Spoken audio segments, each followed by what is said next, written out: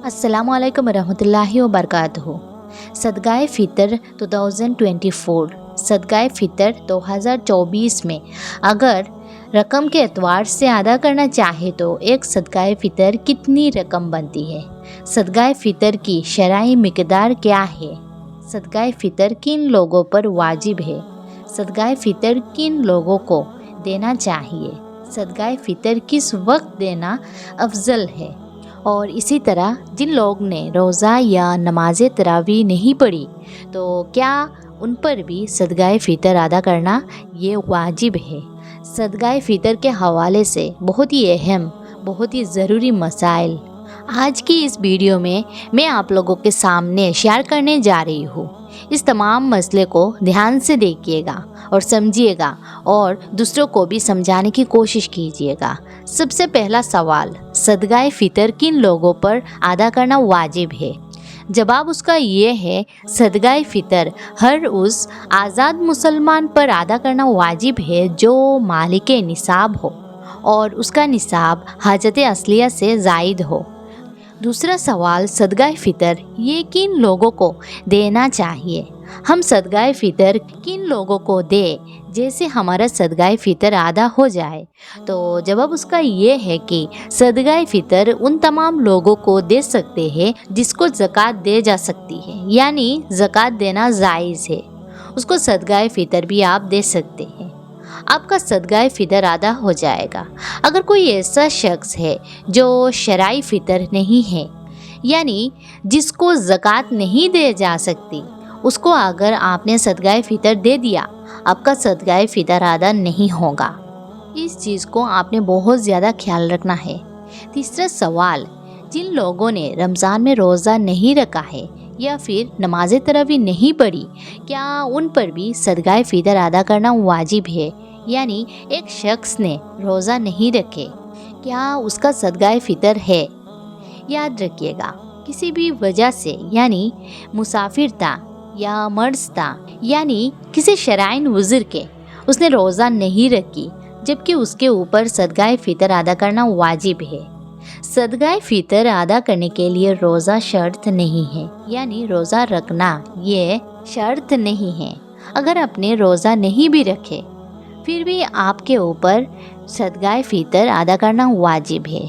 चौथा सवाल, सदगाए फ़ितर देने का सही टाइम क्या है? तो मैं आप लोगों को बता देती हूँ कि सदगाए फ़ितर देने का सही टाइम जो है वो है ईद की नमाज होने से पहले पहले आप सदगाए फ़ितर दे दें। तो अब से आप निकालना शुरू कर दें और ईद की नमाज का टाइम होने से पहले पहले आप सदगाए फ़ितर अदा कर दें। लेकिन आप अगर अदा नहीं कर पाए फिर भी आप ईद वाले दिन भी अदा कर सकते हैं। ईद के नमाज के बाद भी आप अदा कर सकते हैं, लेकिन अफजल टाइम यह है कि आप ईद की नमाज से पहले पहले फ़ितरा अदा कर दें। अब एक सदगाए फ़ितर की रकम कितनी है? तो मैं आपको बता देती हूँ कि गेहूँ से आप अगर फ़ितरा देंगे तो ये 1.25 किलो गेहूँ के रकम एक आदमी का सदगाए फ़ितर है। यानी आप जिस इलाके में भी रहते हैं, जहाँ भी आप रहते हैं, वहाँ 1.25 किलो गेहूँ जितने रुपये का आता है उतना रुपया एक आदमी का फ़ितरा बनेगा। तो बेहतर ये है कि आप रुपया दे दें किसी गरीब को, क्योंकि गरीब की पैसे की ज़रूरत है, वो अपनी ज़रूरत पूरी कर लेगा।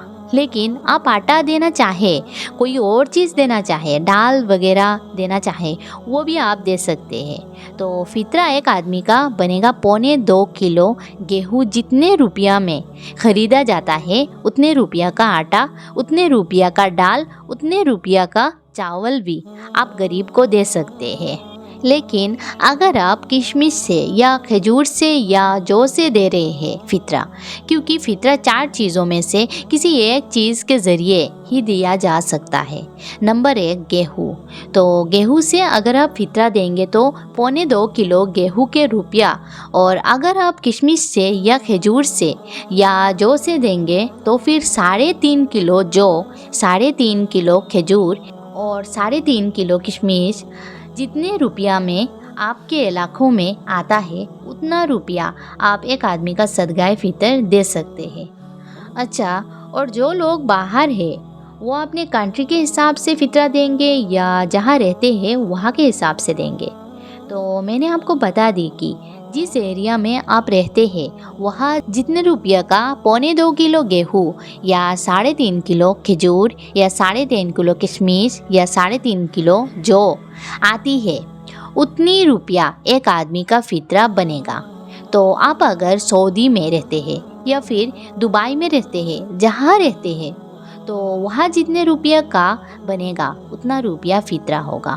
اور فطرہ آپ چاہے تو اپنے رشتہ دار کو، اپنے ریلیٹیوز کو بھی دے سکتے ہیں، بھائی کو بھی دے سکتے ہیں، بہن کو بھی دے سکتے ہیں، سالے کو اور سالیوں کو بھی دے سکتے ہیں، خالہ پھوپھو وغیرہ کو بھی دے سکتے ہیں، لیکن باپ دادا کو نہیں دے سکتے، نانا نانی کو نہیں دے سکتے، بیٹا بیٹی کو بھی نہیں دے سکتے، شوہر بیوی کو نہیں دے سکتا اور بیوی شوہر کو نہیں دے سکتی۔ باقی جتنے بھی رشتہ دار ہیں ان کو فطرہ دیا جا سکتا ہے۔ مجھے امید ہے آپ کی فطرے کو لے کر جتنے بھی سوالات ہیں یا آپ لوگوں کے مائنڈ میں جتنے بھی سوالات ہیں ان تمام میں نے سوالات کی جواب دے دیا ہے۔ اگر اس کے علاوہ بھی کچھ سوال ہے تو آپ کومنٹ کر سکتے ہیں، انشاءاللہ آپ کے سوال کا ضرور جواب دیا جائے گا۔ تو ویڈیو پسند آنے کے صورت سے لائک اور شیئر کرنا بالکل نہ بھولیے گا۔ آمین یا رب العالمین۔